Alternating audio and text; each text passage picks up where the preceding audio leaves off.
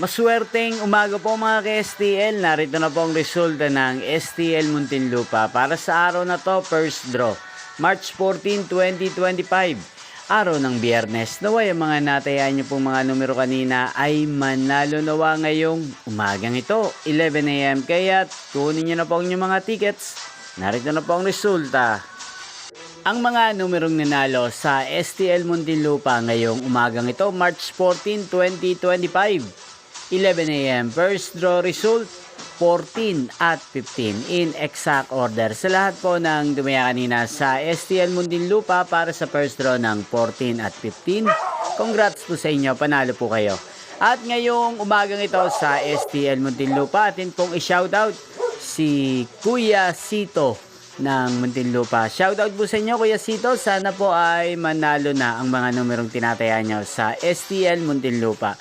At sa lahat po ng mga taga Muntinlupa dyan, shoutout po sa inyo. Inyo pong napanood ang resulta ng STL Muntinlupa sa channel na to, Roderick Hernandez TV.